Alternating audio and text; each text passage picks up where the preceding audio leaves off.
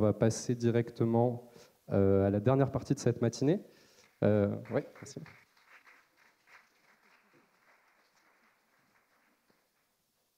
Et justement, rentrer encore un peu plus dans l'opérationnel et dans la déclinaison de tous ces enjeux au niveau notamment des opérations d'urbanisme, avec un retour d'expérience de Quentin Montiège, qui est ingénieur d'études d'urbanisme et santé à l'EHESP, donc l'école des hautes études en santé publique, qui est un peu l'institut de recherche phare sur tous les sujets qu'on évoque aujourd'hui.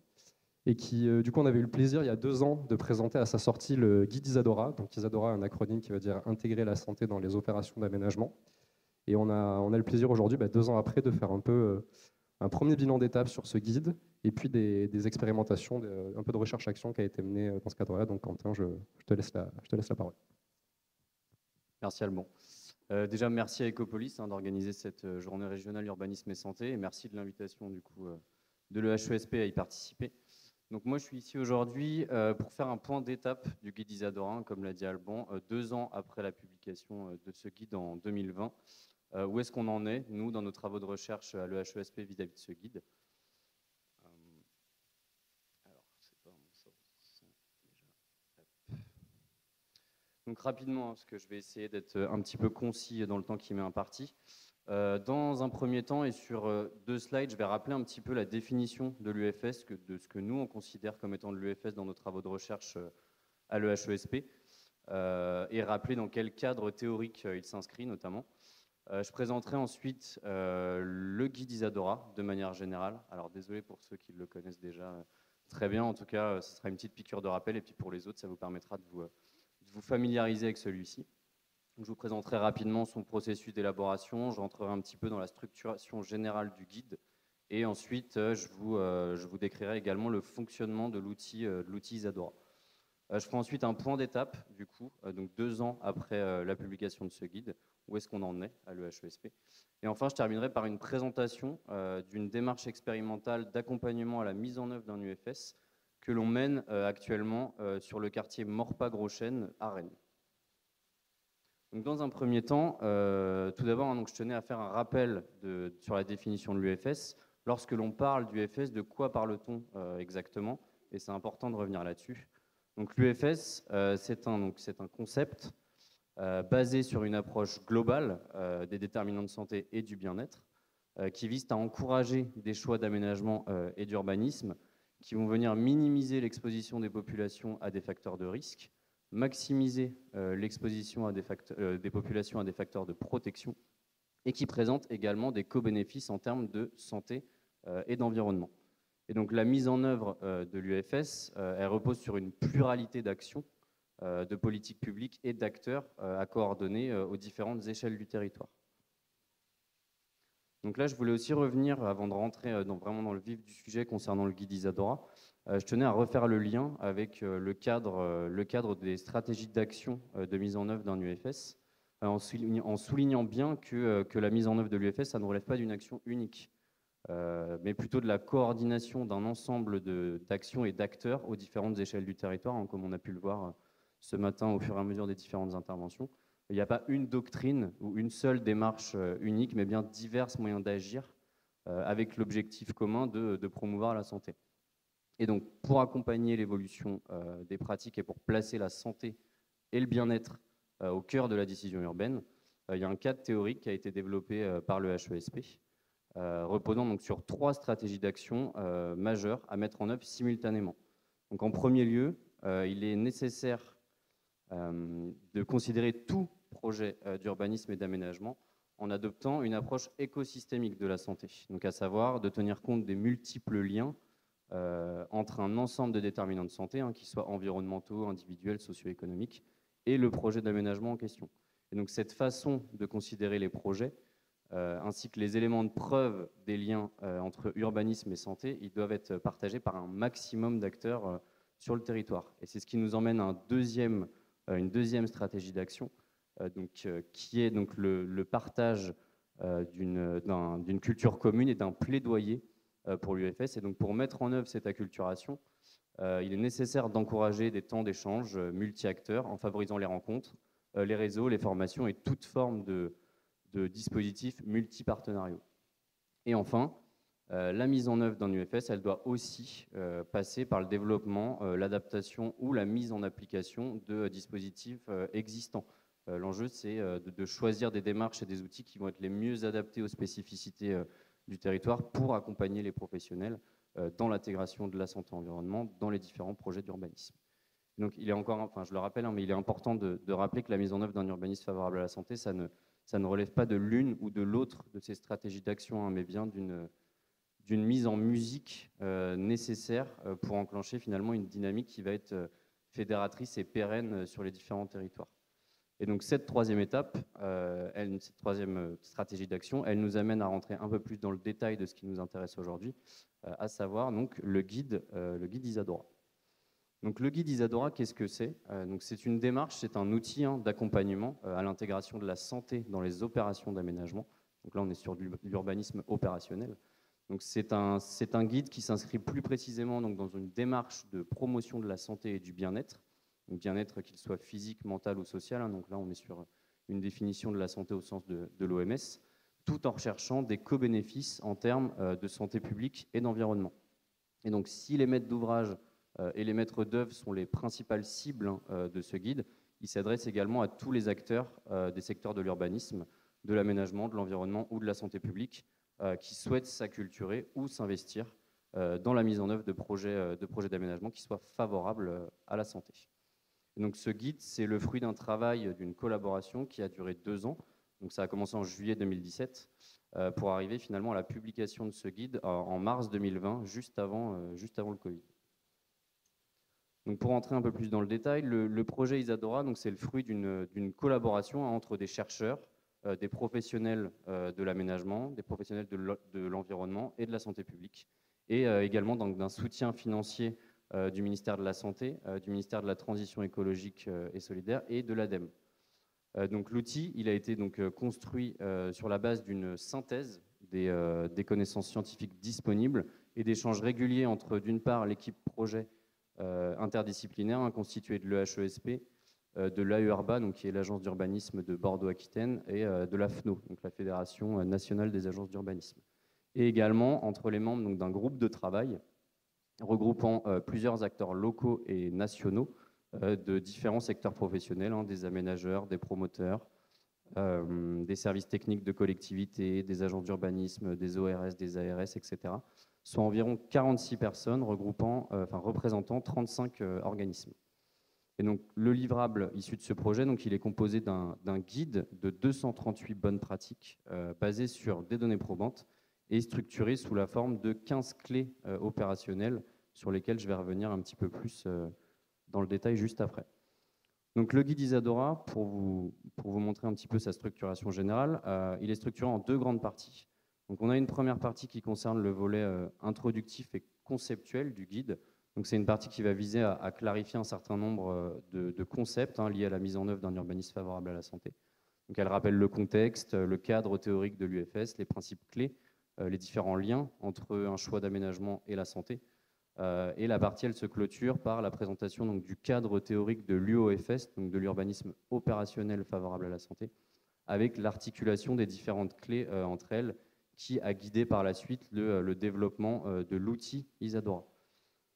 Et donc la deuxième partie du guide, elle constitue l'outil Isadora, donc de mise en œuvre d'un UFS, d'un UOFS, qui donc est structuré autour de 15 clés opérationnelles. Donc on a 3 clés de processus et 12 clés de conception, que je vais là aussi vous présenter plus dans le détail juste après. Et enfin, on a une dernière partie en fin de guide concernant les annexes. Donc, en ce qui concerne ces clés Isadora, donc l'outil Isadora, il est fondé donc, sur une approche écosystémique de la santé et de l'environnement. Il est structuré autour de 15 clés opérationnelles. Donc on a 3 clés de processus et 12 clés de conception qui représentent chacune un grand objectif UFS à atteindre, donc soit 15 grands objectifs UFS pour élaborer des opérations d'aménagement favorables à la santé. Et donc ces grandes orientations transversales, elles sont adressées aux acteurs porteurs d'une opération pour les accompagner dans l'intégration des enjeux de santé-environnement tout au long de l'élaboration d'une opération d'aménagement. Et c'est important de le préciser. Les 3 clés de processus, donc, que sont gouvernance santé, portrait de santé et d'environnement, et démarche participative, ce sont des clés qui vont viser plus spécifiquement à s'assurer de l'intégration des enjeux de santé et environnementaux tout au long des étapes d'élaboration d'une opération d'aménagement. Et plus précisément, si on doit se focaliser sur l'une de ces clés, la clé gouvernance santé, elle est vraiment essentielle au bon déploiement de la démarche Isadora ou d'une démarche UFS. C'est cette clé qui, finalement, va venir structurer la bonne mise en place de toutes les autres clés du guide Isadora. Et c'est cette première clé de processus, finalement, qui consiste en l'intégration d'une instance santé directement à la gouvernance d'une opération d'aménagement. Et donc cette instance, elle aura à charge d'impulser et d'accompagner la prise en compte de la santé, encore une fois, tout au long de l'opération, et notamment via la mise en œuvre des autres clés Isadora. Donc en ce qui concerne les 12 clés de conception, celles-ci, elles sont réparties en 4 catégories. Donc, elles portent quant à elles sur les choix de programmation et de conception à réaliser pour impacter positivement la santé des populations concernées par l'opération. Et là, elles concernent plus concrètement l'intervention même sur l'espace urbain. Et donc, pour rappel, le contenu de ces clés, il vise à donner des éléments cadres pour mettre en œuvre la démarche Isadora et favoriser l'intégration de la santé. Ces éléments ne sont pas des éléments clés en main.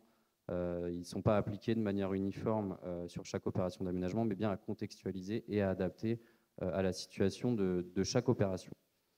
Et donc, si on rentre un petit peu plus dans le détail de l'articulation de ces clés et du fonctionnement finalement de l'outil Isadora, les clés opérationnelles, elles sont réparties sur 2 axes. Donc, un axe processus d'élaboration d'une opération d'aménagement et un axe conception d'une opération d'aménagement.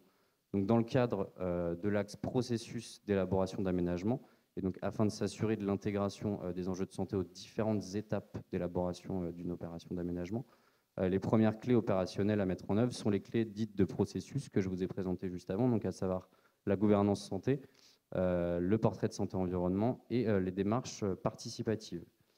Et donc la mise en œuvre de ces 3 clés de processus permettra à la fois de s'assurer que les enjeux de santé sont bien intégrés aux différentes étapes de l'opération, mais aussi d'ajuster par la suite les choix de programmation et d'aménagement par rapport au contexte de l'opération, comme je le disais juste avant. Et donc on en vient ensuite à l'axe conception d'une opération d'aménagement. Et donc là, par exemple, la clé portrait de santé environnement, donc qui est une clé de processus, en ayant identifié certains enjeux de santé comme prioritaires sur le territoire, elle va venir aider à la priorisation de la mise en œuvre de telle ou telle clé de conception. Donc vous voyez juste ici, que ce soit îlot de chaleur urbain, fonction sociale des espaces, espaces verts, etc. Et donc, en intégrant plusieurs des 15 déterminants de santé qu'on a sélectionnés dans le guide Isadora, chacune de ces clés de conception, elle va venir identifier un certain nombre de bonnes pratiques d'aménagement, donc 238 au total, comme je vous le disais, et de préconisations opérationnelles qui sont chacune arrimées donc, à la chronologie d'une opération d'aménagement. Et donc, à l'aide de toutes ces clés de conception, les acteurs porteurs d'une opération d'aménagement ils disposent d'un ensemble de bonnes pratiques, un ensemble de préconisations opérationnelles qu'il s'agira de mettre en œuvre à toutes les phases de l'élaboration d'une opération d'aménagement, permettant ainsi d'aboutir à un urbanisme opérationnel favorable à la santé. Donc, ce qu'il faut retenir ici de cette présentation de cette présentation générale sur le guide Isadora, c'est que la démarche Isadora, elle met à disposition donc, un certain nombre de préconisations et de bonnes pratiques qu'il faut adapter à chaque contexte dans lequel elle souhaite être mise en place, et que contrairement aux précédents guides qui ont été élaborés par le HESP, qui se présentaient plutôt via une entrée déterminante de santé, Isadora, là, on possède plutôt une entrée par thématique d'aménagement, qui est plus appropriée aux acteurs que le guide vise en premier lieu, à savoir la maîtrise d'œuvre et la maîtrise d'ouvrage. Donc ensuite, 2 ans après, où est-ce qu'on en est, nous, à l'EHESP, donc suite à la publication de ce guide. Donc le guide, il a été publié en mars 2020, comme je le disais tout à l'heure, donc il y a maintenant un peu plus de 2 ans. Et depuis, il a été largement diffusé par différents réseaux et publié notamment par l'ADEME, par l'AFNO, par le Réseau français des villes santé, pour ne citer que. Donc il y a eu finalement un travail conséquent de diffusion et de valorisation du guide Isadora, et ce depuis même avant sa publication officielle en 2020, puisque le guide il était finalement déjà terminé en juillet 2019. Donc il y a eu plusieurs campagnes de communication à travers la participation de l'équipe du projet Isadora à des colloques, à des ateliers, à des rencontres nationales, dans l'objectif de présenter le projet et de manière générale de communiquer également sur le guide.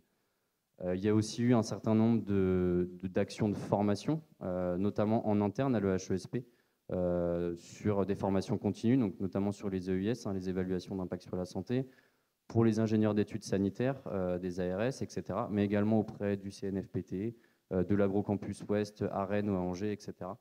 Et on est d'ailleurs, à ce titre, actuellement en train de se structurer en interne à l'EHESP sur ce volet formation. On travaille sur le développement de formations plus courtes, notamment notre diplôme d'établissement SPAT que je vous présenterai juste après, pour justement former différents acteurs à la prise en main du guide Isadora et pour s'approprier la méthode de déploiement d'une démarche UFS de manière générale. Donc, on est déjà intervenu là auprès de l'agence d'urbanisme de Saint-Étienne et Pure en début de mois. On va bientôt démarrer un cycle de formation avec la FNO. On intervient également auprès de l'Eurométropole de Strasbourg. Donc, tout ça pour dire qu'il y a un certain nombre de choses qui se mettent en place en termes de communication et de formation notamment. Et donc, pour illustrer un petit peu plus mes propos, donc, tout ce travail de valorisation et de diffusion, bien évidemment, qu'il perdure aujourd'hui. À titre d'exemple, donc là, le HESP a publié un cours en ligne en 2021, donc qui est disponible gratuitement à l'adresse que vous avez juste ici. Donc, si Ecopolis vous fournit le diaporama, vous pourrez vous y rendre. Donc, l'objectif de ce cours en ligne, c'est d'informer dans un premier temps sur le concept du FS et sa déclinaison à l'échelle de l'urbanisme opérationnel, mais également d'assimiler et d'appliquer le guide Isadora. Donc, c'est un cours qui se présente sous la forme de 3 modules. Donc un premier module qui reprend principalement la première partie du guide Isadora, du guide papier, donc plutôt sur les apports théoriques, le contexte, les enjeux, la mise en œuvre, etc. On a ensuite un deuxième module donc là, qui va plutôt présenter le projet Isadora et l'outil également, donc là qui explique tout le processus d'élaboration du guide, les différents groupes de travail intersectoriels qui ont permis sa publication, son développement, la manière dont celui-ci a été construit, pensé, et le fonctionnement de l'outil également. Et on a un troisième module qui là va plutôt présenter des démarches UFS existantes en Bretagne. Donc là, on est plutôt sur un module de retour d'expérience. Et donc le temps de formation sur ces vidéos, il est estimé à 3h10 environ. Donc là aussi, il y a eu un travail conséquent de synthèse et d'adaptation du guide sous un format vidéo pour permettre de se familiariser avec celui-ci et de mieux appréhender les enjeux inhérents à l'UFS. Et donc pour continuer, pour mettre un petit peu... pour illustrer un petit peu tous mes propos. On propose également donc, à l'EHESP, ce que je vous disais tout à l'heure, un diplôme d'établissement, donc le DE-SPAT, donc pour santé publique et aménagement des territoires. C'est une formation qui est conçue conjointement entre l'EHESP et l'IAUR. Donc l'IAUR, c'est l'Institut d'aménagement et d'urbanisme de Rennes. Et donc l'objectif de cette formation, c'est de répondre aux besoins de montée en compétences des professionnels de l'urbanisme et de la santé en matière d'UFS. Et donc, la particularité de cette formation, c'est qu'elle rassemble à la fois des professionnels de l'urbanisme et des professionnels de la santé publique. On a différents stagiaires au sein de ce D1, des ARS, des médecins de santé publique, des chargés d'études des agences d'urbanisme, des collectivités, des cabinets de conseil, etc. Et donc, la formation, elle dure 4 semaines, réparties sur 4 mois, septembre, octobre, novembre, décembre. Et donc, à titre d'exemple, cette année, on accueille 20 stagiaires au sein du DE, alors qu'on n'en avait que 11 l'année dernière. Donc, on voit aussi une certaine évolution dans la volonté de se saisir de la thématique à travers des formations. Et donc, dans le cadre de cette formation UFS, on vient justement présenter le guide Isadora, sa structuration, son fonctionnement, et finalement, comment il peut être mobilisé par l'ensemble des acteurs présents à la formation, et pas seulement des acteurs issus du monde de l'urbanisme, mais également des acteurs, des professionnels de la santé publique. Et donc pour nous encore aujourd'hui, il y a un véritable enjeu autour de sa diffusion et de son appropriation par un plus large panel d'acteurs, que ce soit des collectivités, des aménageurs, des professionnels de l'urbanisme ou de la santé publique. L'objectif finalement, c'est aussi de pouvoir replacer la santé comme un critère majeur de décision dans l'aménagement et l'urbanisme, de donner des clés de compréhension du concept du FS. Et donc à travers cette diffusion du guide Isadora, on vient proposer une démarche d'accompagnement, mais qui doit faire partie d'une volonté plus large d'intégration de la santé. La démarche Isadora, le guide Isadora, c'est un outil qui va être facilitateur de l'UFS, mais qui doit être coordonné avec d'autres stratégies d'action que je vous présentais tout à l'heure, pour un meilleur déploiement et une meilleure mise en œuvre de l'UFS sur nos territoires. Alors, donc, vous l'aurez compris, donc le guide Isadora, ce n'est pas quelque chose qui est gravé dans le marbre. Ce n'est pas une finalité, au contraire, c'est un point de départ. Suite à ce travail de diffusion, de valorisation à travers différentes communications et formations. On a participé et on continue de participer à ce qu'il soit approprié, à ce qu'il soit pris en main et qu'il puisse s'articuler avec d'autres démarches existantes. Maintenant, il s'agit plutôt de trouver des moyens de le rendre encore plus diffusable, plus accessible, plus appropriable. Et donc à ce titre, le guide Isadora, il fait actuellement l'objet d'une discussion autour de sa dématérialisation sous la forme d'un site internet, d'une plateforme qui serait accessible à tous. Le guide est dense, on en a pleinement conscience, mais on souhaite en aucun cas réduire son contenu. C'est l'aboutissement de plusieurs années de recherche et de groupes de travail, et toutes les informations et les différentes données qui y sont présentes sont essentielles au bon déploiement d'une démarche UFS. Mais le but, c'est plutôt de simplifier sa lecture et de la rendre intuitive afin que sa diffusion se fasse encore une fois à plus large échelle. Et donc cette plateforme, ce site internet, il a vocation à communiquer et à faire connaître plus largement la démarche. Donc on souhaite que cette plateforme ait une interface ergonomique, intuitive, qu'elle soit équipée de capsules synthétiques qui permettent d'appréhender assez rapidement la complexité des liens entre aménagement et santé, mais qui laisse également finalement la possibilité d'obtenir les informations complètes du guide si on le désire. L'idée là, c'est vraiment d'avoir une approche plus synthétique de ce guide pour donner aussi envie de creuser le sujet et d'aller plus loin dans la démarche d'urbanisme favorable à la santé. Donc on travaille actuellement à la structuration de cette plateforme et à la manière dont elle pourrait être hébergée, mais c'est quelque chose qui devrait normalement voir le jour courant de l'année 2023. Et donc à côté de ça, on travaille également sur le développement d'un outil de questionnement et d'un outil de transférabilité du guide Isadora, dans le cadre notamment d'une démarche expérimentale que l'on mène actuellement donc, sur le quartier Morpa-Gros-Chêne à Rennes, que je vais donc vous présenter tout de suite. Donc pour vous illustrer un petit peu, pour vous recontextualiser un peu le projet, la ZAC Morpa-Gros-Chêne, donc c'est une opération de renouvellement urbain donc, qui se situe au nord-est de la ville de Rennes.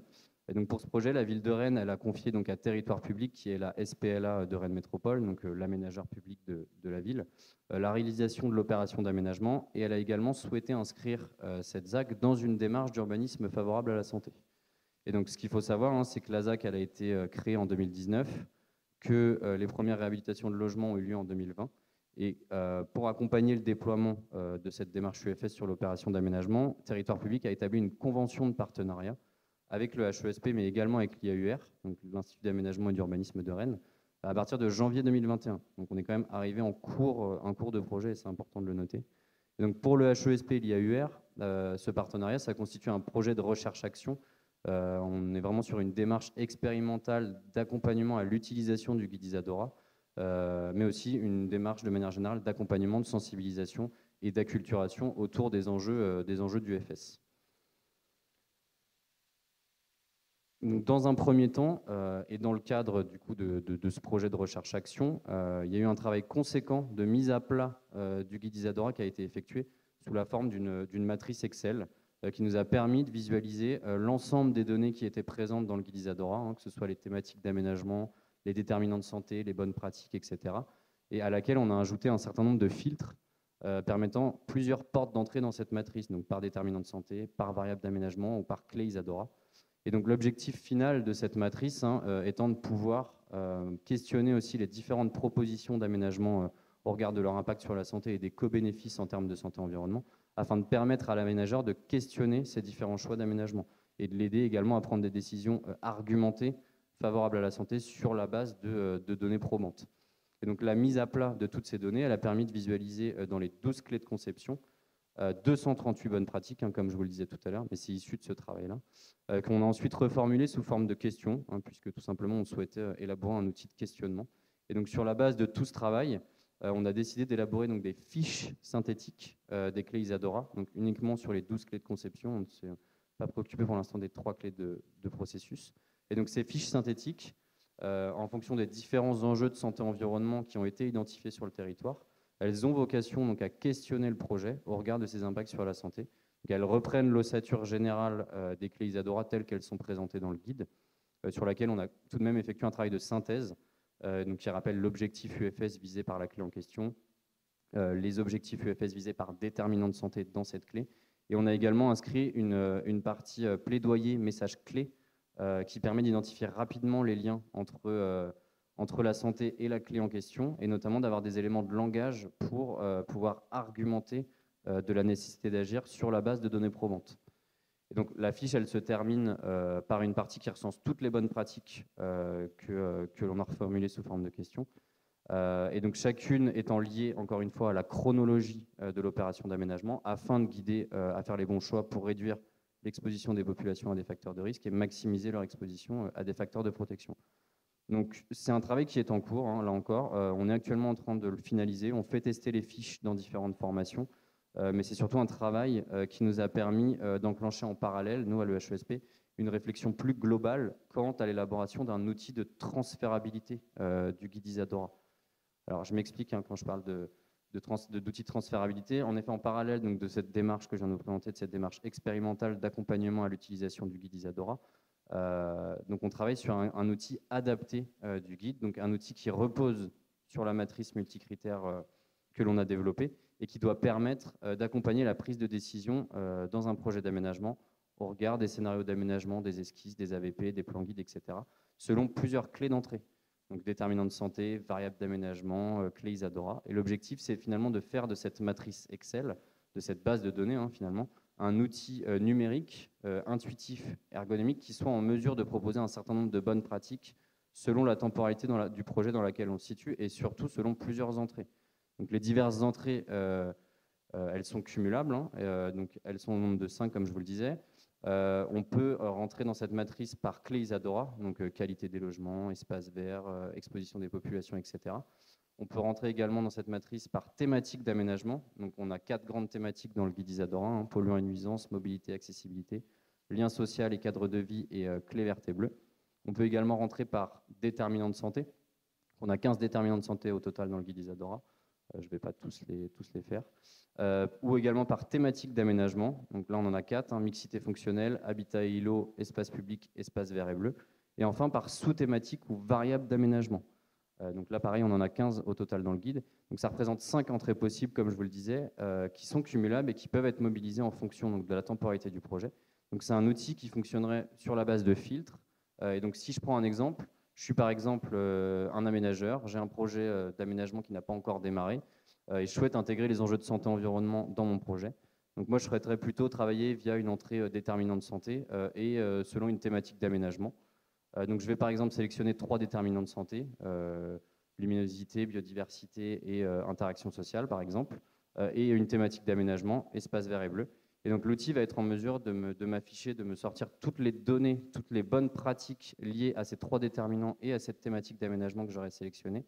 Et tout ça en m'indiquant également à quelle temporalité de l'élaboration de l'opération d'aménagement je dois entériner ces bonnes pratiques. Donc, l'objectif de cet outil, c'est vraiment de généraliser l'ensemble des bonnes pratiques issues du guide Isadora, tout en permettant une approche qui soit plus intuitive de la démarche au regard d'enjeux qui auront été préalablement identifiés sur le territoire, ou en tout cas dans le cadre de l'opération en question. Et donc on travaille actuellement en interne avec les équipes du service d'appui à la pédagogie de l'EHESP pour le développer, pour définir les modalités avec l'IAUR, mais on est également en discussion avec l'ADEME, la DGS, la DGALN, avec à terme cette volonté de proposer un outil sur une plateforme qui serait accessible à tous, afin de le rendre encore plus visible et systématiser, comme je disais, les bonnes pratiques d'aménagement. Donc je vais essayer de terminer rapidement. Donc, pour résumer un petit peu sur toutes ces démarches et tous ces projets que l'on mène à l'EHESP, dans le cadre des travaux qu'on mène quotidiennement à l'EHESP, mais aussi dans le cadre de cette démarche expérimentale sur la ZAC Morpag-Rochen, on travaille actuellement donc, sur 3 volets vis-à-vis du guide Isadora. Donc, sa dématérialisation, donc, sous la forme d'un site internet, d'une plateforme qui serait dédiée. On travaille également donc, sur un outil de questionnement des enjeux de santé-environnement dans le cadre d'une opération d'aménagement, à travers donc, le travail que l'on mène à Morpag-Rochen et que l'on réalise donc, sur les fiches synthétiques issues des 12 clés de conception Isadora. Et enfin, on travaille donc, sur un outil de transférabilité qui permettrait une généralisation des bonnes pratiques d'aménagement en intégrant les enjeux de santé-environnement via une approche qui serait numérique et plutôt intuitive. Donc finalement, l'objectif de ces différentes actions, c'est de rendre plus systématique la mise en place des bonnes pratiques et d'objectiver surtout les choix d'aménagement et d'urbanisme au regard de leurs impacts sur la santé. Donc, le guide Isadora, il représente vraiment une base de travail extrêmement complète, qu'il s'agit pour nous, en tout cas maintenant, d'adapter en déclinaison ciblée selon les acteurs les acteurs qui seraient amenés à se l'approprier et à l'utiliser dans leur pratique. Et pour conclure, donc ce point d'étape, hein, donc 2 ans après la publication du guide, ce qu'il faut retenir, c'est que Isadora, ça fait partie d'un ensemble plus vaste d'outils développés à l'EHESP, hein, avec toujours, comme je vous le disais, cette volonté de diffuser l'ensemble de ces outils simultanément. L'un ne remplace pas l'autre, hein, l'un ne se substitue pas à l'autre. Ils sont vraiment complémentaires, ils font partie intégrante du cadre théorique des stratégies d'action de mise en œuvre d'un UFS. On sait qu'il y a un besoin des collectivités, hein, d'être outillées, mais aussi et surtout d'être accompagnées, hein, dans le déploiement et la mise en œuvre de l'UFS. Et ça passe aussi par l'identification de ce que nous on appelle des alliés sur le territoire.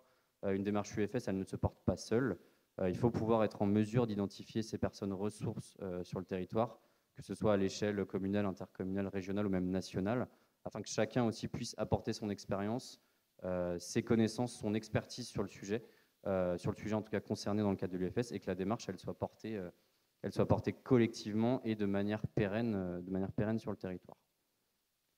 Voilà, en ce qui me concerne, c'était peut-être un peu dense, j'espère que je ne vous ai pas perdu.